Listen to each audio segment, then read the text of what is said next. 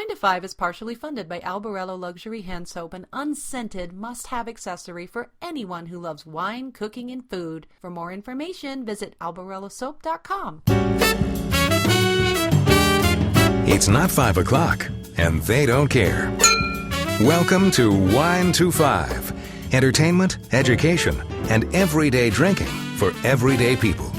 Your hosts are Valerie Caruso and Stephanie Davis, two wine educators who don't need a clock to know when to pour that next glass. Welcome back to another episode of Wine to Five. What are you up to, Val? Well, as this airs, I am most likely tootling around Rome for a week, so I'm probably up to a whole lot of no good with my honey, who spent a nice chunk of his childhood here. So I'm getting to see his old stomping grounds, things to eat, things to drink, walking around, doing what you do when in Rome. Oh, that sounds dreamy to me. Oh, yeah. I love Rome. Yeah. When was the last time you were in Rome? You know what? I never roamed around Rome. So the last time I went through Rome would have been on my way to Sicily. I took a train, and I switched trains in Rome.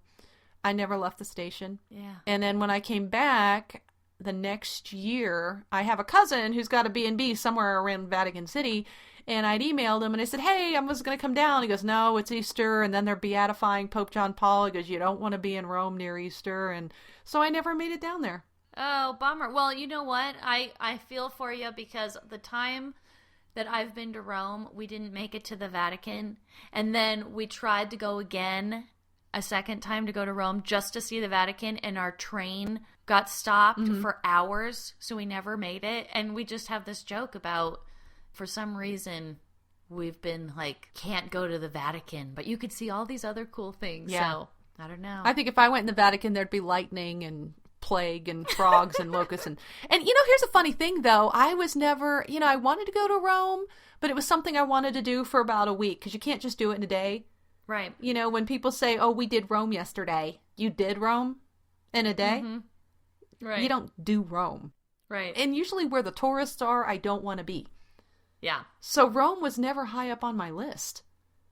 And it just kind of rolled into our package. It was like, hey, let's go to London for graduation, and then we'll go somewhere else. Oh, look, Rome. I've never been. And John lived there for 3 years. So I would love to see his childhood, his stomping grounds, and, and see what the big deal is. But usually wherever there's tourist attraction is where I don't want to be. I usually try to be out in the villages where they don't speak English, and that's where I'm happier. I know, it's kind of weird. Yeah. But you're going to have a great time, though. Oh, you know it. Sure. You know it. For so, sure. Yeah, right now I'm probably either shopping in some of the January sales that they have in Italy, or, stuffing my face with I've been reading up on Roman street food and looking for some great wine, and hopefully meeting up with some friends. So that's kind of cool. I can't wait for that episode that's going to recap all of that, Val. That's going to be great. Well, fingers crossed. But so are you drinking anything Italian right now? What are you drinking? No, because it's actually still December 2016 as this is being recorded. I am drinking some French. I went down into my cellar and I found this bottle of Girard Bertrand Grand Terroir. No idea when I bought it. No idea. But it is a 2013, so we know it hasn't been there that long. And it is delicious. It is a red wine, and this is from Côte du Roussillon in France. And Tautavel is one of these 4 villages, they call them crus, that can actually appear on the label after the appellation. Appellation Côte du Roussillon Village, Tautavel Protégé. And each of the villages, like this one, Tautavel, has their own specific rules, which is kind of interesting. So this appellation, the Côte du Roussillon, is 80% red. The main grapes are Carignan, Grenache, Syrah, which are in this particular wine, but other grapes are also permitted. And right before we got on, I kind of looked it up because I couldn't remember what the differences were between the villages. And it turns out Tautavel has to be, at a minimum, 20% either together or blended Grenache and or Ladiner Palut. Oh. So, yeah, which is a local grape, an indigenous grape to the south of France. Carignan can only be up to 50% of the blend, so we know this is no more than 50% Carignan in the glass. Yeah. And a minimum of the Carignan used has to be vinified by carbonic maceration. Wow, this is super geeky and cool. Yes, and it is required to age for 1 year. So I pulled out my French Wine Scholar book. This thing is invaluable as a resource. I'm telling you, I used the heck out of it. I just told them that. I said there is no other book on French wine like this manual for the French Wine Scholar. And yeah, so I thought that was really interesting because we were talking about carbonic maceration recently. I'm like, well, yeah, I know they use it in the Roussillon with Carignan, but I couldn't remember the appellation. Well, this is one of them. So oh, cool. There's a little factoid for you, but this is delicious wine. Yeah, how's it drinking? When we talk about carbonic maceration, we talked about in the Beaujolais episode, and we didn't talk about what it is. But it does allow the wine to be accessible at an earlier age because it's a whole berry, whole cluster fermentation, and it involves, we're not going to go into it, but what it does is it brings out a lot of that fruity, that candied Jolly Rancher thing that we like, or some say bubblegum, some say banana. I think we had a discussion about it when we were studying for the CWE about banana and where those aromas come from and the chemicals and things. But yeah, it's drinking really good. I mean, it's not as... the candy thing is still there, but you know what? I didn't even pick it up. Did you open it just for the show? Yes. Yes. Okay. Yeah, open this for the show. And, we've seen Gerard Bertrand. We've seen a lot of his wines around in the rosés and the whites out there. And you've seen the little red circle. I'll put a picture of it with the cross on it. But he's kind of almost the lord of Côte de Roussillon down there. I don't know. It's a very trusted brand. I've had everything from sparkling to, some of these full-bodied reds, and a very trusted way to shop for some French wine is to... And not overspend either. Yeah, no, absolutely. I don't even remember, this bottle was maybe in the low 20s. Yeah. Maybe. That's nice. So yeah, that's kind of my thing. It's a gorgeous bottle. I'll post a picture. But yeah, I'm drinking French. Where are you in the glass today, Miss Steph? I'm out there in Sonoma. I'm drinking a 2014 Dry Creek Vineyard Sauvignon Blanc. This is, I would say...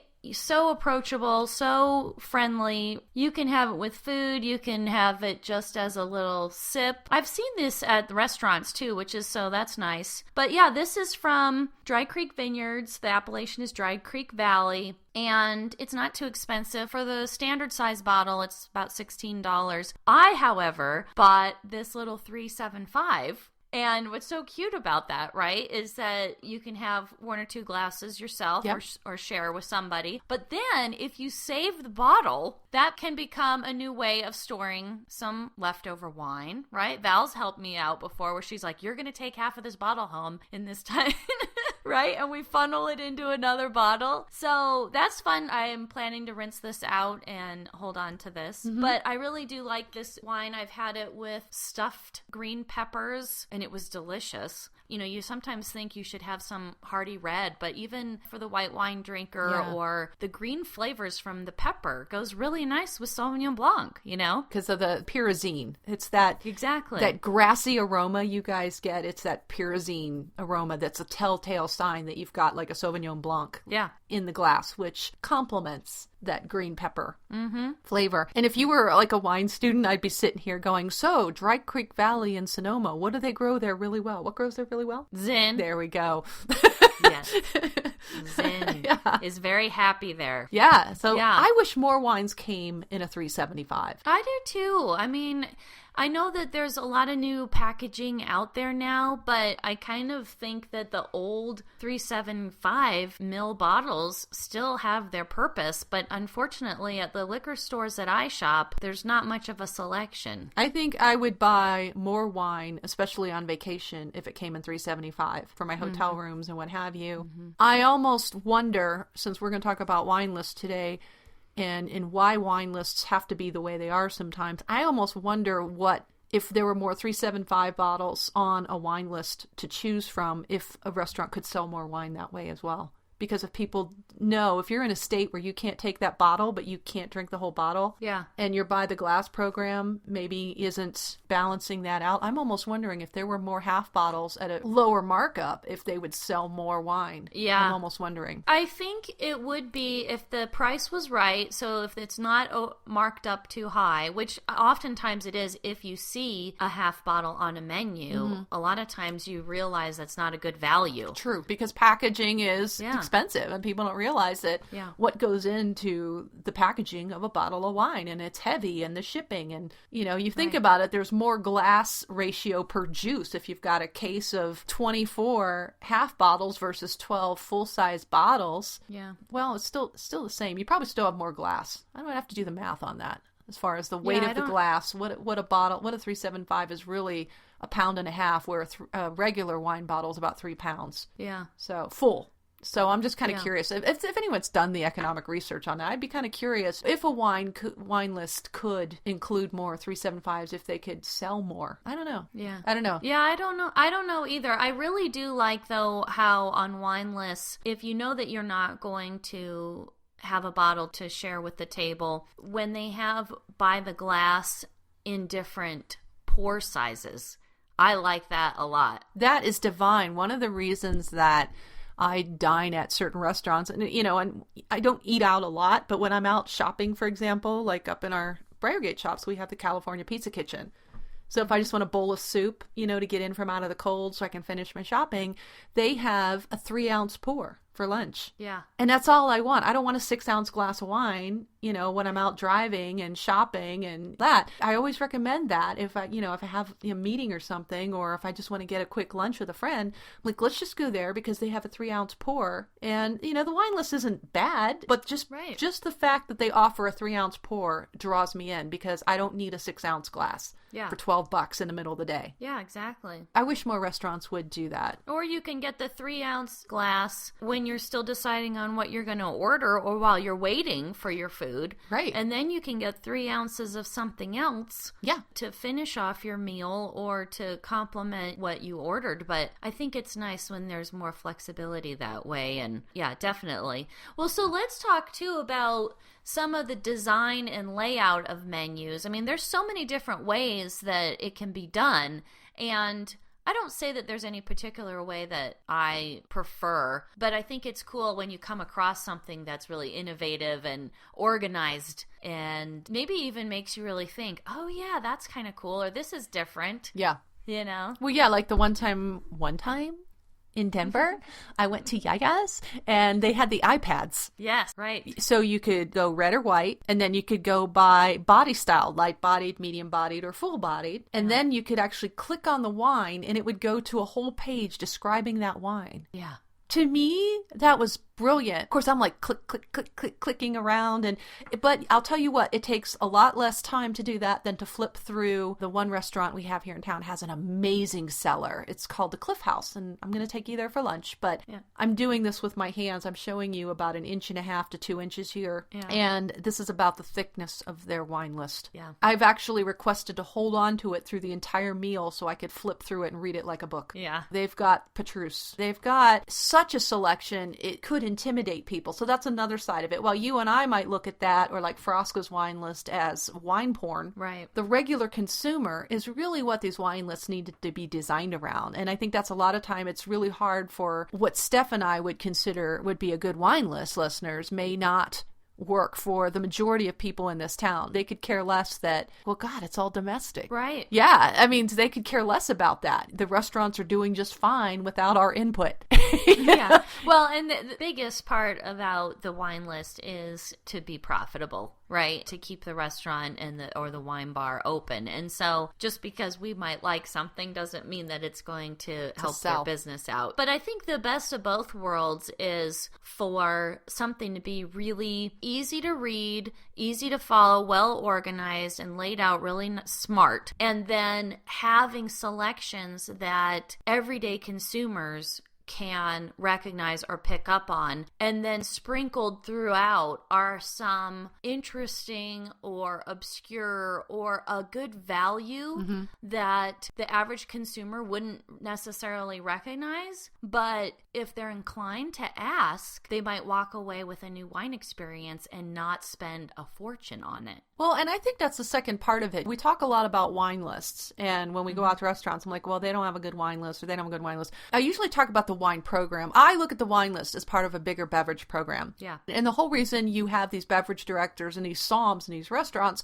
are to use that wine list as a tool. Yeah. That's a tool for them to help guide the diner through the list and help match them with something that's going to make their meal enjoyable, even if it is something they typically wouldn't drink, or if it's something they want to drink every day. Right. And And like you said, it's got to be easy to read and navigate, but it also has to have some recognizable things in there. So I think when the consumer's looking at it in the one restaurant we went to, oh, look, there's Rombar. People recognize that. Right. You can use that as a launching off point. Well, look, do you like this wine? Well, yeah, it's got a lot of oak for me. It's kind of an oak bomb. Well, let me suggest something over here. And I always tell people also to make your budget known to the som right away. And the way you do that, you can just point to something on the menu in the price range you're looking for and say, I'm looking for a nice full-bodied red, and just kind of slide your finger over to the price point if there is one there. Hopefully there is one on the wine list. Right. And that som should get the clue. I think too is that so many people are now even using their apps to look up the information,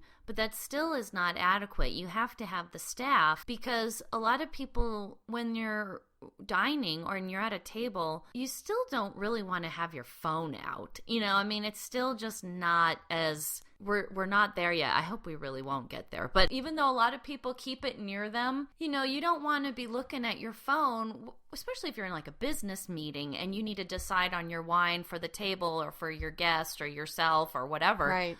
You don't want to be like, I'm going to see how many points this wine gets, or what is the bottle price retail.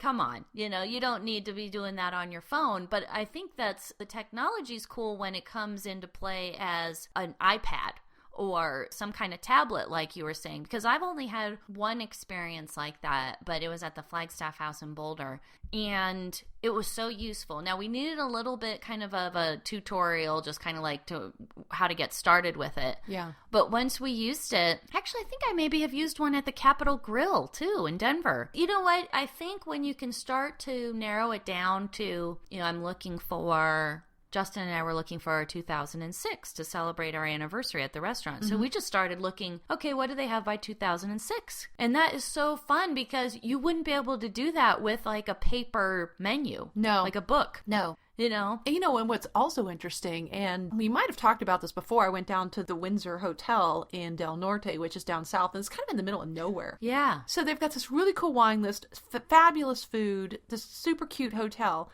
and then they have a reserve wine list. Yeah.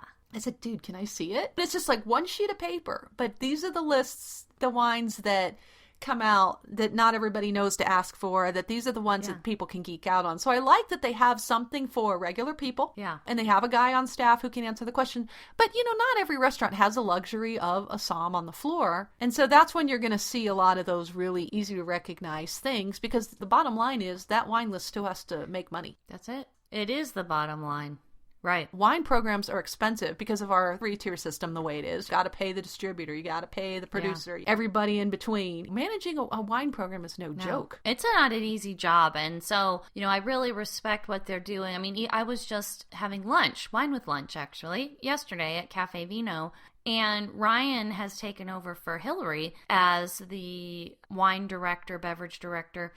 And he is doing such a great job, and it's fun to pick out a half glass of wine for lunch like we did. Well, actually, when we all decided we wanted the same glass, we just got a bottle. But it's not an easy task to do that. The responsibility is a lot. So what do we want our listeners to take away from our conversation about wine lists? You can't say what to look for in a wine list, because every restaurant has its own model or its own reason for the wine list being the way it is. Easy to recognize if there's nobody on the floor versus something that's really complex where the som comes over and guides you. So there's nothing to look for that makes it a good wine list, except for information. When I look at a wine list and I see Chardonnay. As like the category? Or maybe Chardonnay, California. Oh. Yeah, or that's the wine. Oh, God. Here's Chardonnay, $10 a glass. Order a beer.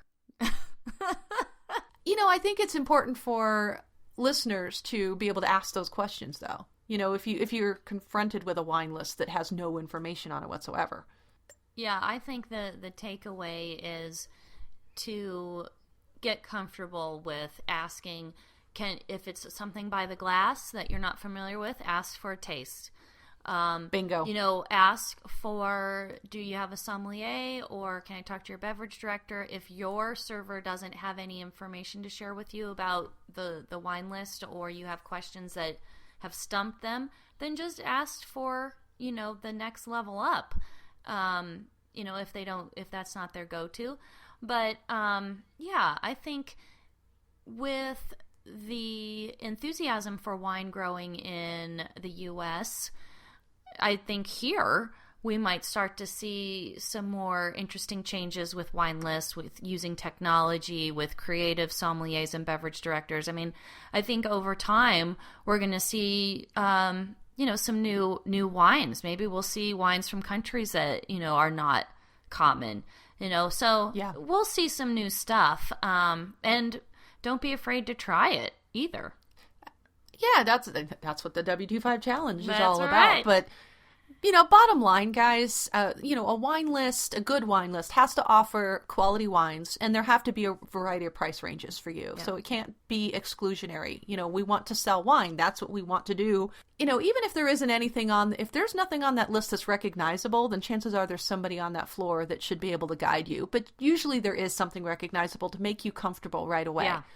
And then there should be something on there to lure in the curious as well. So I think if there's any thought put into the program and they're not just doing what they call a rubber stamp wine list where it's like there's this, there's that. Yeah, we know it. We drank it. It's on the grocery store shelves in real states.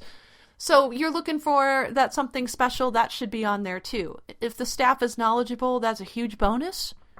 And they should be able to confidently and competently guide you, the diner, through the choices because, you guys are listening and you're pretty savvy now.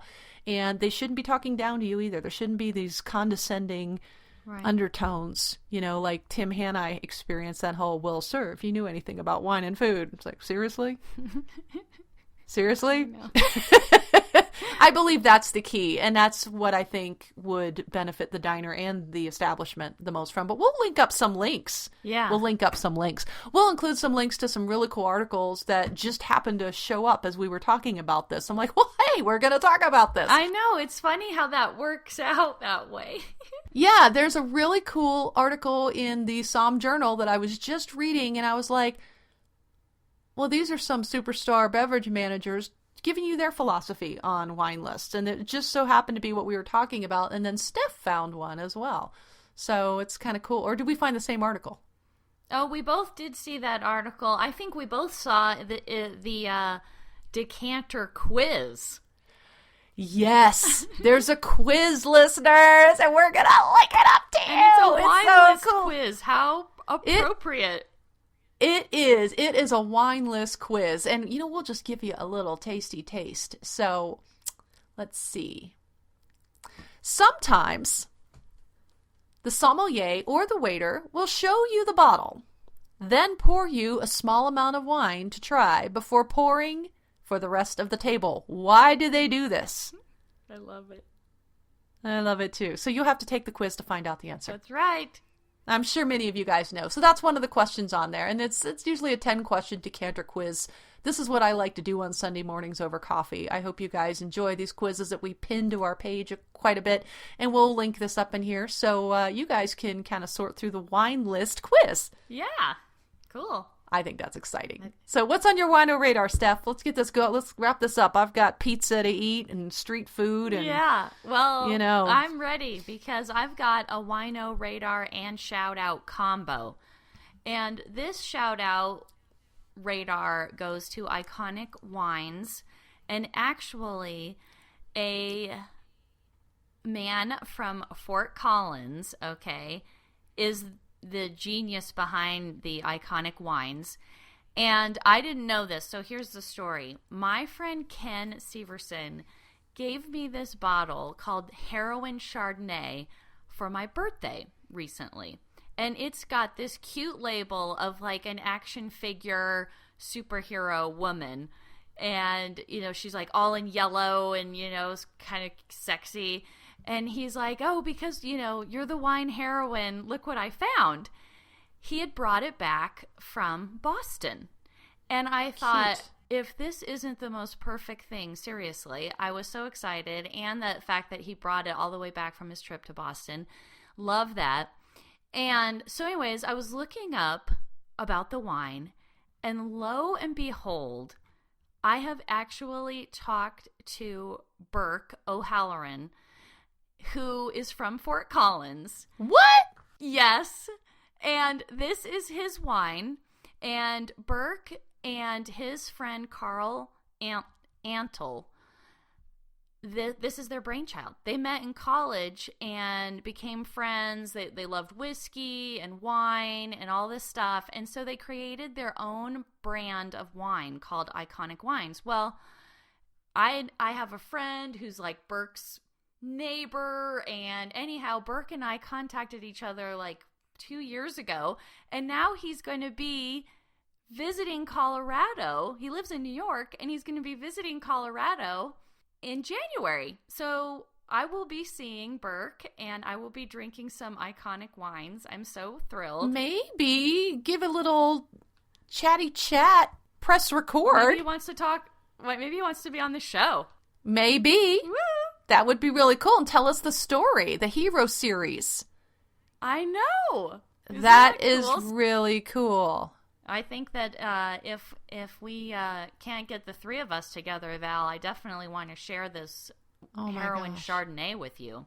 Yeah, and I see one of them, the 2010, is sold out, and I'm looking at the 2011 bottle. And they're, the wines are reasonably priced on their website too. Right. Oh yeah, I think we'd love to talk. I bet you guys would like to hear from the Iconic Wine. Their bottles are super cute. I would love to taste their wines. Yeah, so it's pretty fun. Burke was working for an importer in New York and created this wine brand on the side. I think it was in 2010 that he started doing this winemaking. And now he was able to leave his job at the importer, and now he's doing this full time. Iconic Wines. Way to go, Burke. Cheers, Burke. I think it's really cool how they say, this is on their website. Let me know if this sounds familiar. Iconic Wines is the brainchild of Burke O'Halloran and Carl Antle. We met in college and quickly became great friends, bonding over our mutual love for whiskey, witty banter, and all things nerdy. Bam! Who does that sound like? Who's that sound like? And that is how Wine to Five was born. That's right. Pretty much their story. So I like that. Yeah. All right. So wrapping it up? I think it's wrap-up time. You got to get back to roaming Rome.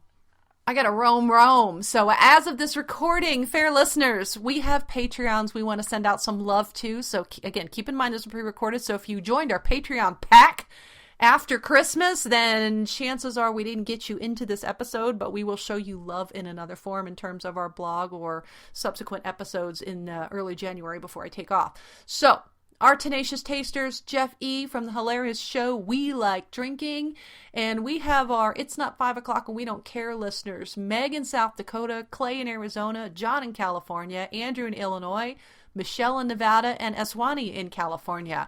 We thank you guys so much for being a vital part of the Wine to Five listening and sipping community. Please note, I already said this episode is being pre-recorded in anticipation of some scheduled travel, so if you're a new supporter, we'll be sure to make sure you get some Patreon love in the blog and future episodes. And if you love Wine to Five, then we know you'll share our show with your friends and online community, and we certainly appreciate all of your involvement and feedback and all of the posts.